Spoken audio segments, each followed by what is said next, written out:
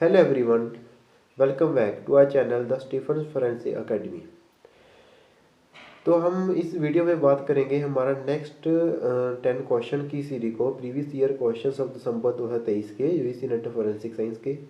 तो इसमें भी वैसे ही होगा कि क्वेश्चन को हम एक्सप्लेन करेंगे विद द कंसेप्ट। ओके, तो नेक्स्ट कल से हम स्टार्ट करेंगे हमारा फर्स्ट यूनिट को स्टार्ट करेंगे हम फोरेंसिक बायोलॉजी सीरोलॉजी के फर्स्ट टॉपिक को, दैट इज़ ब्लड।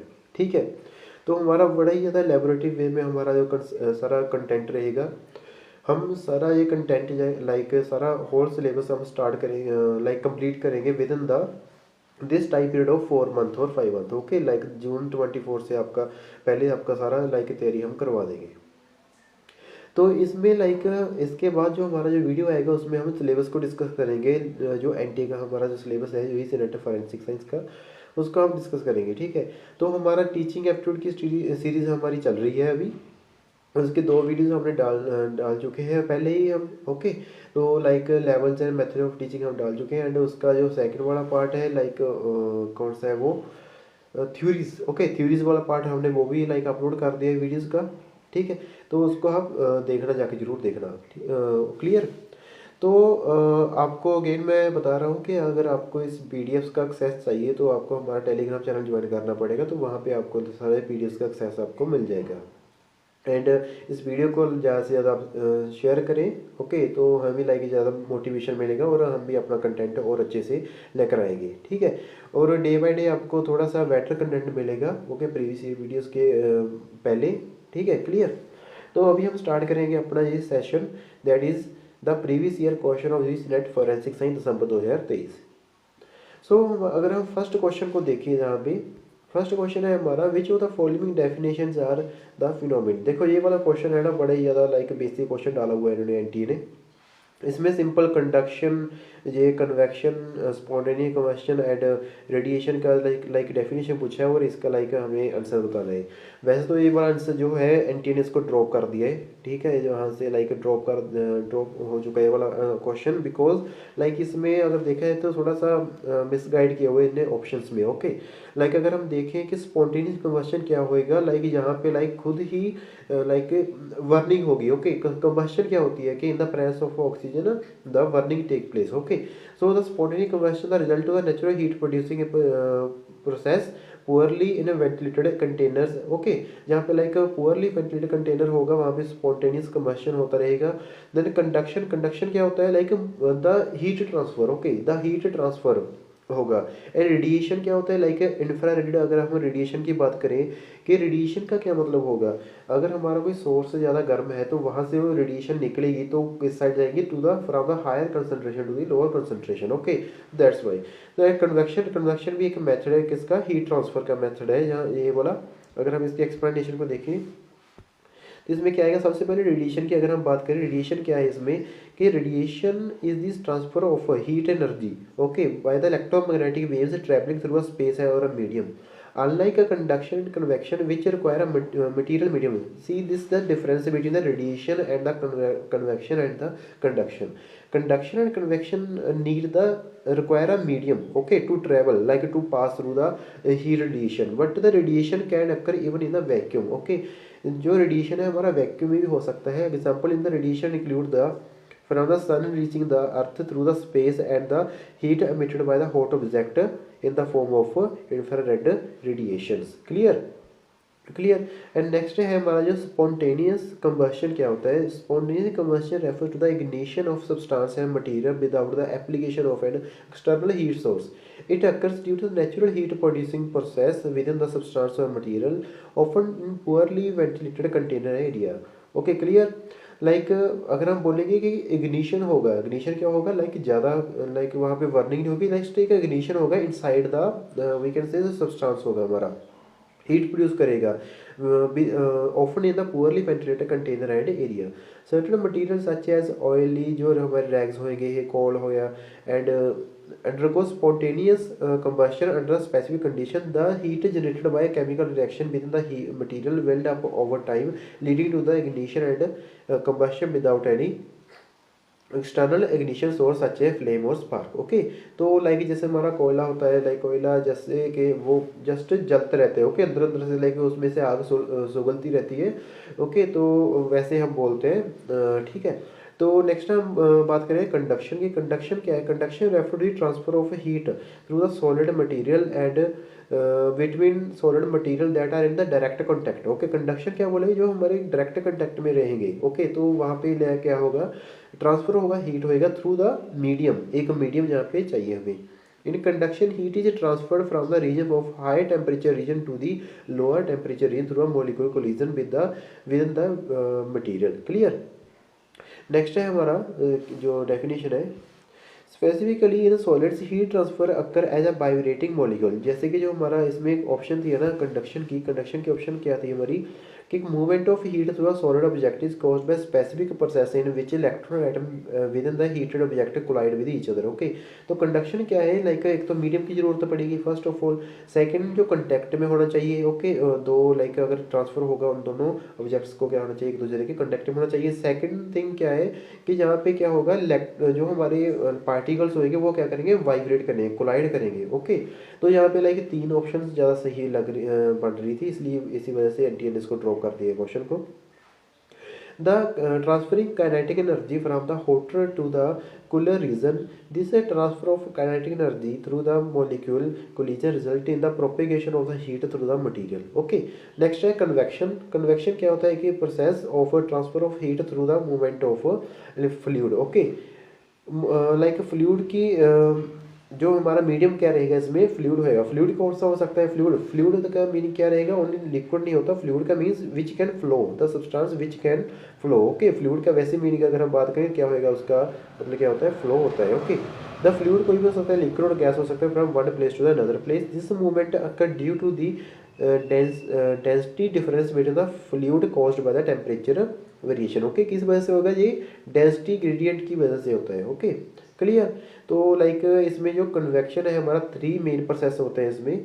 एक और कौन सा? हीटिंग होएगा, expansion and cooling and sinking. Okay, very simple है, आप एक बार रीड कर लेना इसको। ओके, नेक्स्ट जो हमारा क्वेश्चन है इसका वो है फिज टेस्ट। फिज टेस्ट क्या होता है? लाइक सॉइल का जो हमारा टेस्ट होता है एक, इनमें पूछा है कि ये जो फिज टेस्ट है किसकी प्रेजेंस को चेक करता है। ओके, तो अगर हम देखें फिज टेस्ट कार्बोनेट की प्रेजेंस को क्या करेगा? चेक करेगा। अगर हम इसकी एक्सप्लेनेशन को देखें क्या क्या कहता है कि when a soil sample contained carbonated treated with a dilute acid such as hydrochloric acid, it produces a carbon dioxide gas. Okay, the release of carbon dioxide gas result in the fusing and effervescence. Effervescence क्या होता है? एक gas होती है। Okay, which is observed during the Fiji test. The reaction occurs from the presence of carbonate in the soil sample. Clear? Next है हमारा the loss of ability to express meaning wise use of speech और writing और to understand spoken और written language called. एक anomaly है, इसको हम क्या बोलते हैं कि जिसमें लाइक इंसान को लाइक एक लाइक डिसेबिलिटी होती है जिसकी जिसमें वो लाइक समझ नहीं पाता, मीनिंग नहीं समझ पाता किसका? स्पीच का, राइटिंग का, जस्ट स्पोकन लैंग्वेज का। ओके, तो उसका हम क्या बोलेंगे? अफेशिया। ओके, वो टर्म को क्या बोलेंगे हम? अफेसिया। ओके, अफेशिया क्या होता है? अगर हम एक्सप्लेनेशन को देखें, जस्ट वेट।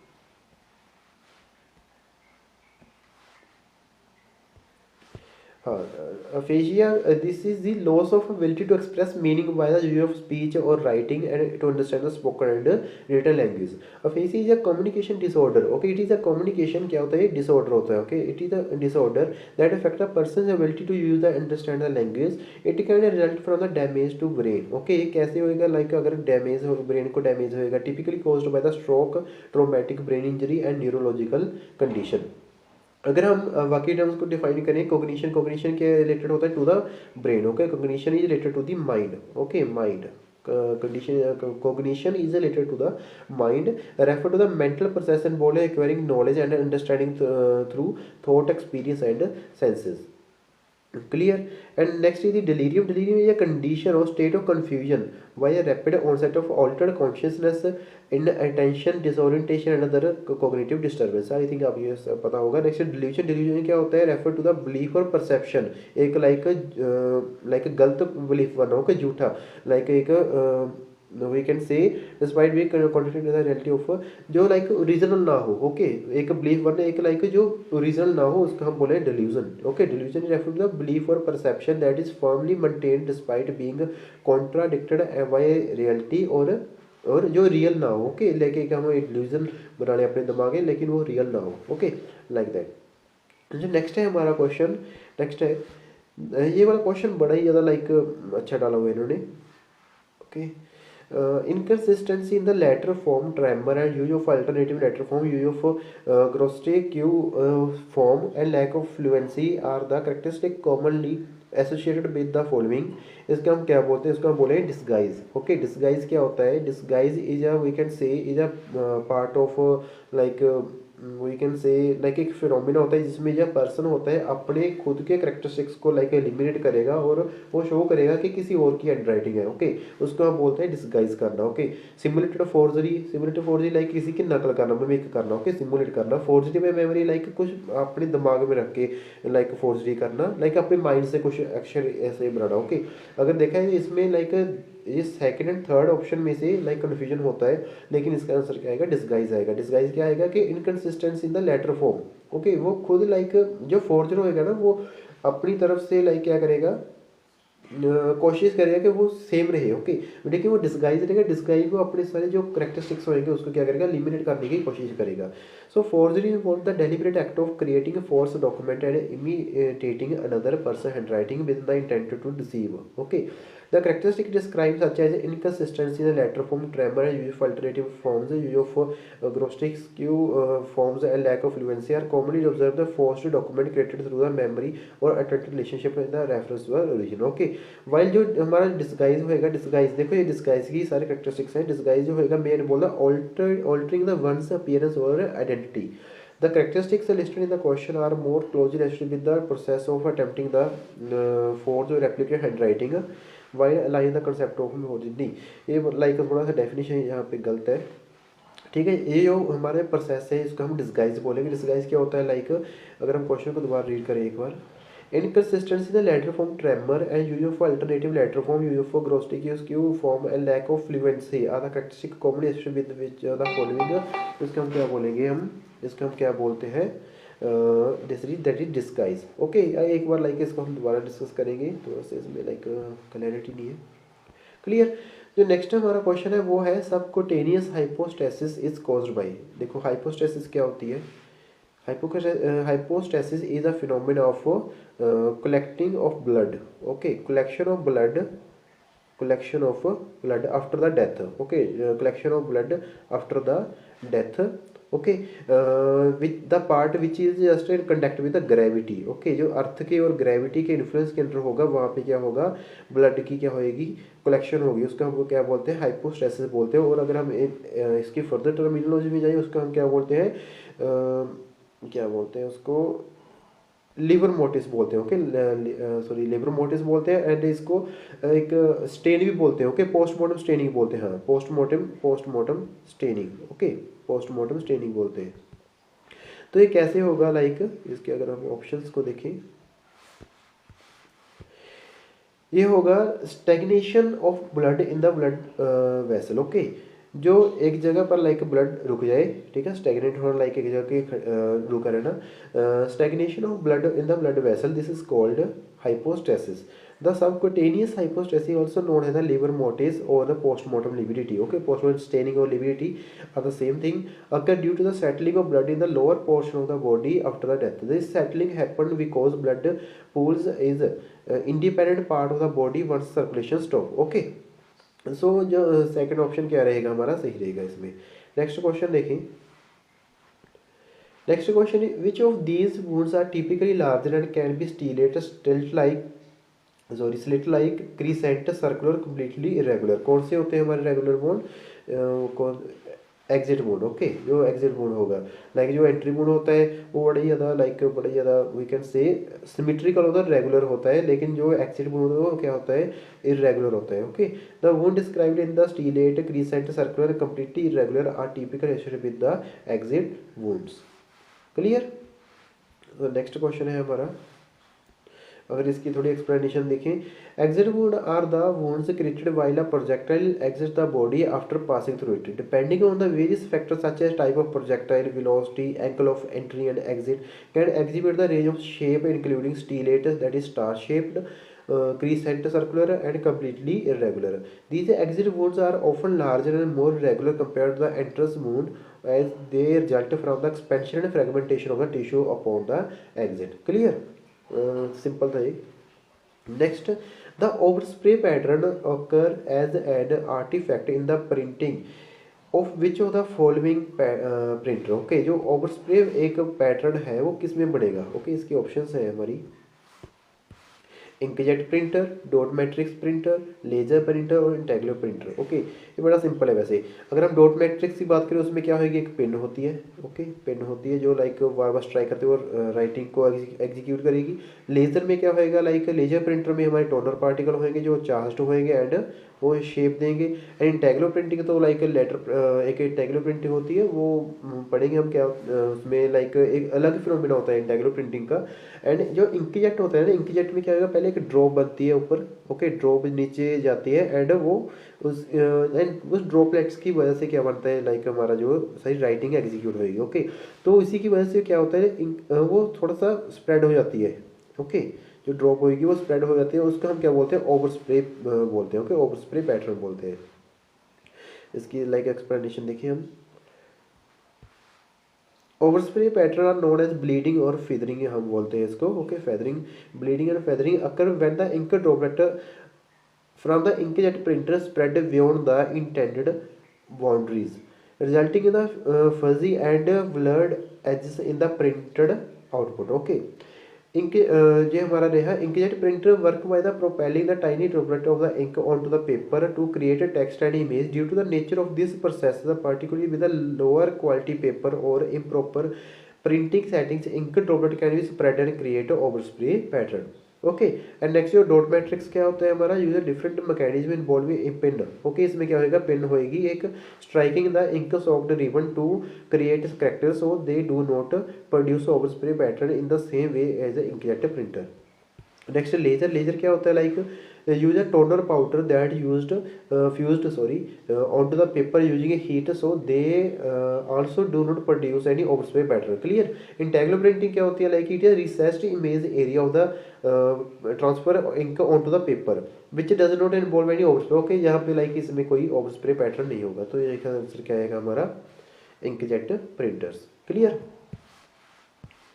नेक्स्ट है हमारा जो क्वेश्चन है ये बड़ा सिंपल है, लाइक उसमें क्या पूछा है कि टीएलसी जो अगर हम पेट्रोल का अगर देखें एनालिसिस करें द टीएलसी मेथड, तो उसका लाइक सीक्वेंस में लिखना है उन्हें। ठीक है, सीक्वेंस क्या रहेगा, तो इसका अगर हम सीक्वेंस सबसे पहले हम क्या करते हैं, हमारा वो एक सॉल्वेंट तैयार करेंगे। ओके, टीएलसी में सॉल्वेंट के बाद हम फिर एक्टिवेशन ऑफ द प्लेट्स करेंगे। एक्टिवेशन ऑफ प्लेट्स के बाद हम क्या करते हैं, लाइक स्पॉट डालते हैं उसमें सैंपल के। फिर आफ्टर दैट लाइक जो हमारा टीएलसी का जो परफॉर्मेंस है वो सारा होता है। ओके, तो इसका हम देखिए अगर आंसर तो कौन सा आएगा, ACBD।